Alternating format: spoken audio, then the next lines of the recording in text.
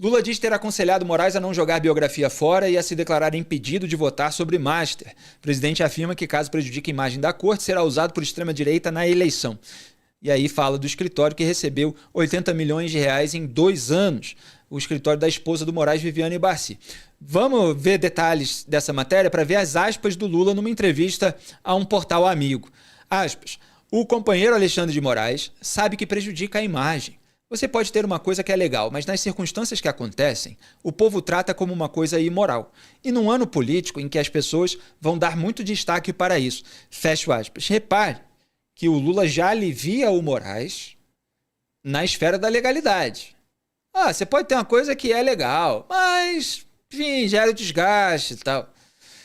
Mas a verdade é que a questão da legalidade, ela precisa ser devidamente apurada. Existem suspeitos, existem indícios, e qualquer pessoa que não tivesse uma caneta tão poderosa na mão já estaria sendo investigada há muito tempo. E em qualquer democracia saudável, o Procurador-Geral da República já estaria no comando de uma investigação nesse sentido. Mas aqui é o Brasil, onde existe uma casta que se protege. Próximo print. Vou dizer a vocês o que eu disse para ele. Você construiu uma biografia histórica com o julgamento do 8 de janeiro. Não permita que esse caso do Vorcaro jogue fora a sua biografia. Fecho aspas. Você vê, é o que eu estava dizendo.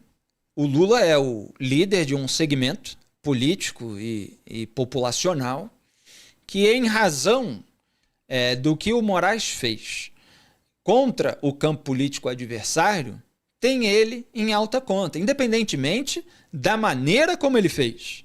Porque não é que a sujeira nunca aconteceu. Tem muita sujeira para ser apontada, e eu falo mesmo, embora ativistas não gostem, mas a maneira como o Moraes fez foi repleta de abusos, de tentativa de se tornar o julgador de pessoas sem foro privilegiado. Um sujeito morreu na cadeia, o Clériston, um indivíduo, né, que eu estou dizendo, o Clezão, ele morreu na cadeia, um caso gravíssimo, quando havia um parecer favorável da PGR, depois de um pedido de defesa pelo relaxamento da prisão por motivos de saúde, e esse pedido estava dormitando na gaveta do Alexandre de Moraes.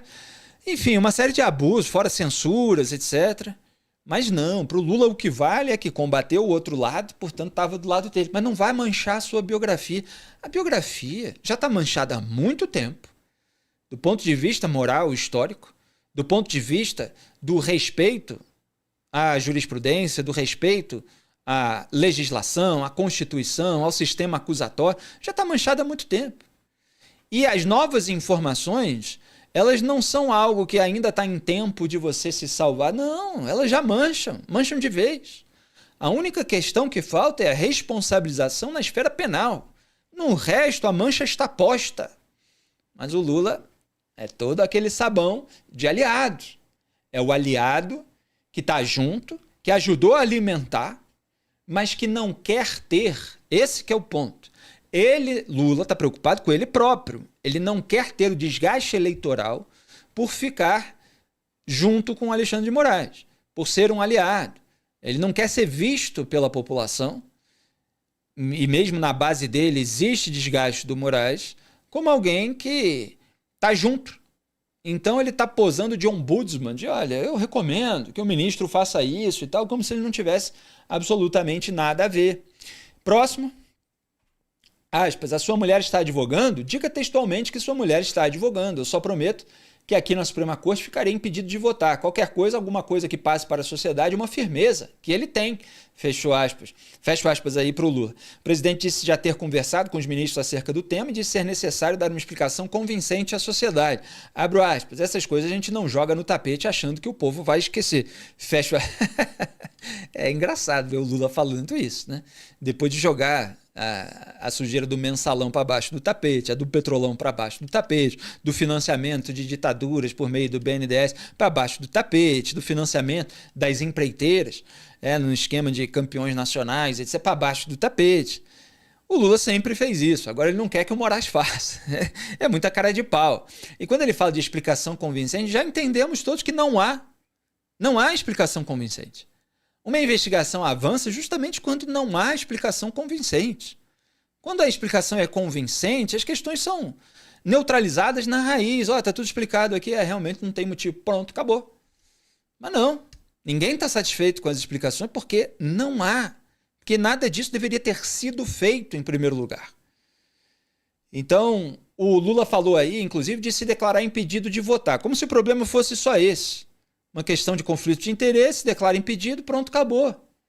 Não, você tem aí uma configuração de elementos que podem indicar uma outra coisa, mais grave.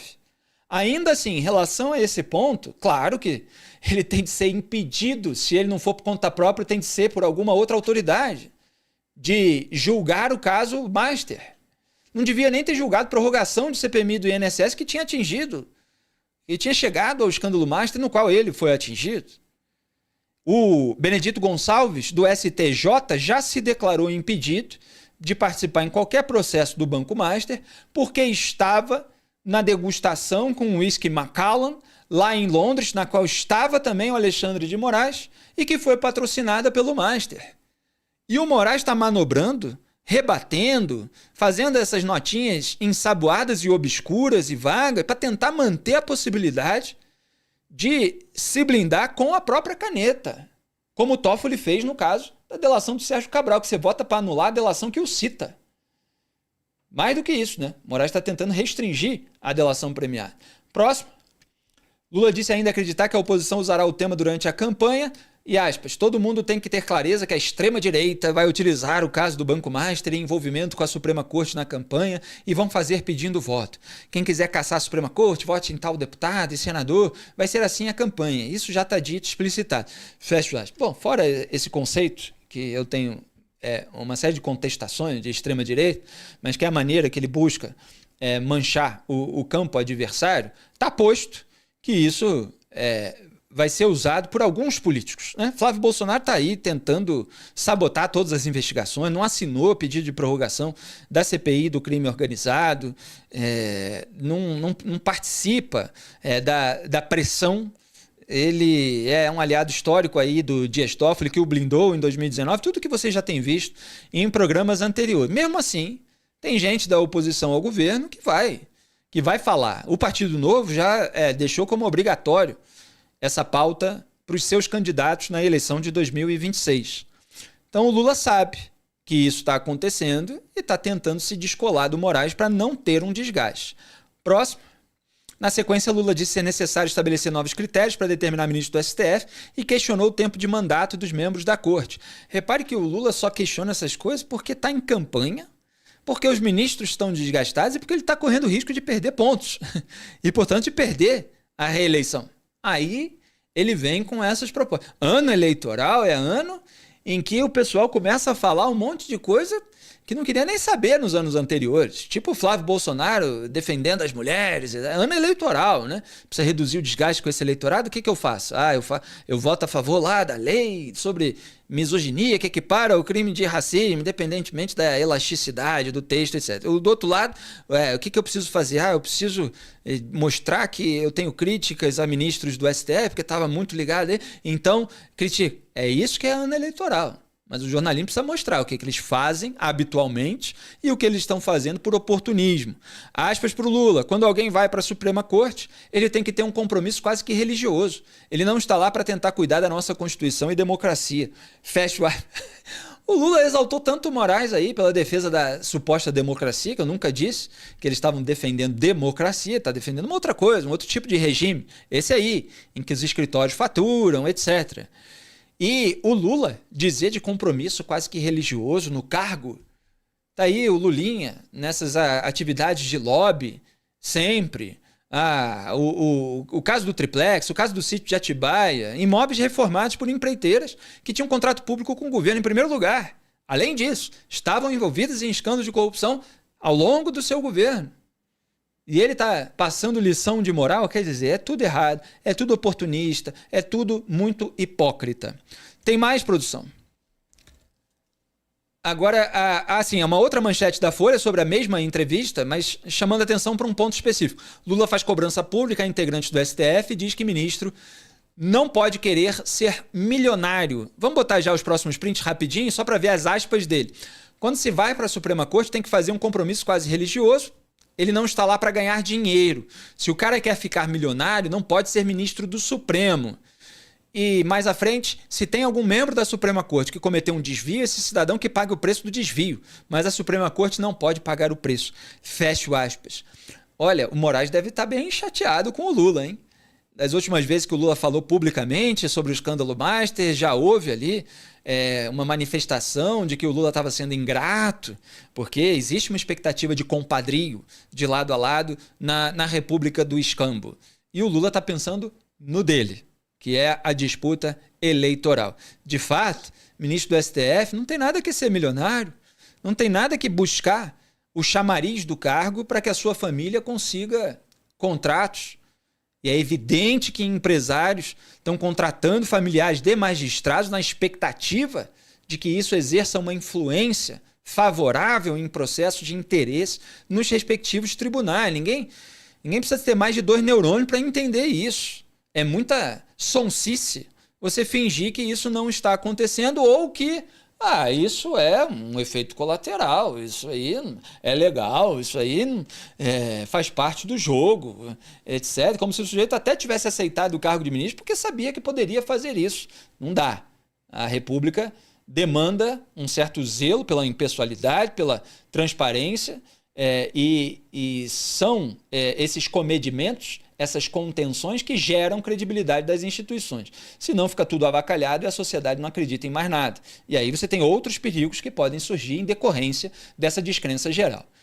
Muito bem, aí depois disso tudo, a gente vai para a CPI do crime organizado novamente, para a inquirição do relator Alessandro Vieira com o Gabriel Galípolo, presidente do Banco Central, sobre o encontro do Daniel Vorcaro, reunião secreta fora da agenda oficial com o Lula, intermediada pelo Guido Mantega, ex-ministro do governo do PT, que recebia R$1 milhão por mês, de acordo com o que foi revelado pela imprensa, pelo Master, e abriu as portas da presidência para o suposto banqueiro. Pode soltar.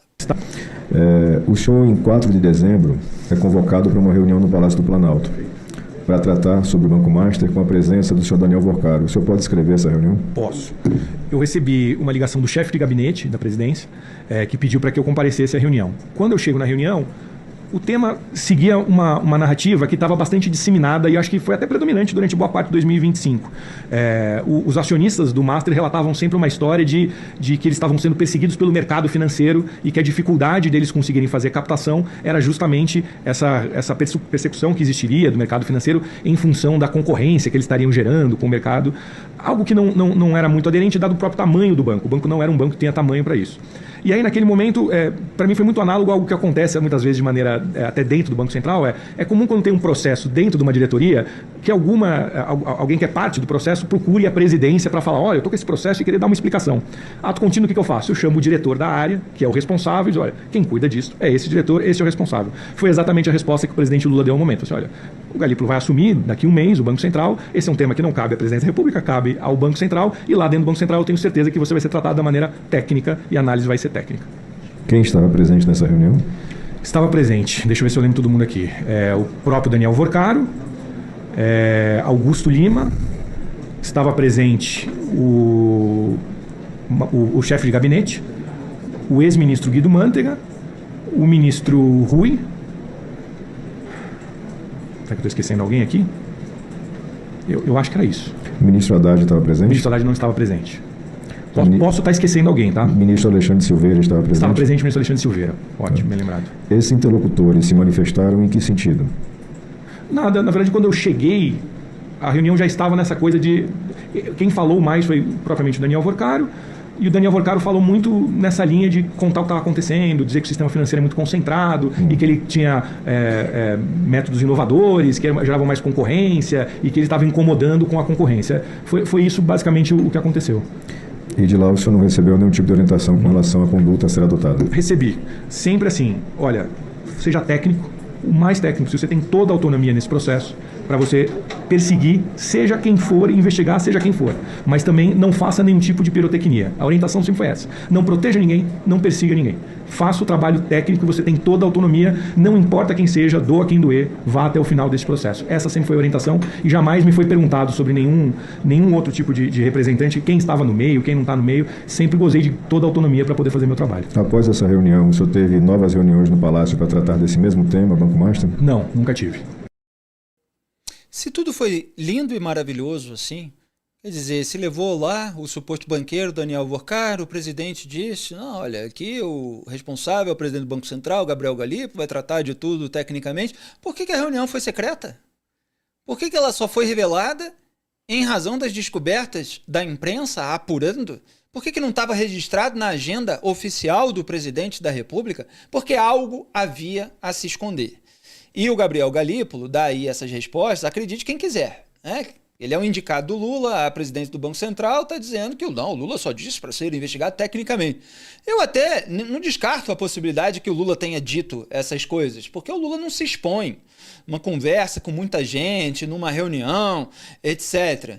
Mas ainda que tenha sido só isso, já tem um outro elemento aí que diz muito sobre a república em que a gente vive, que é o fato de o Guido Mantega ter aberto as portas da presidência da República em razão da sua aliança com o Lula.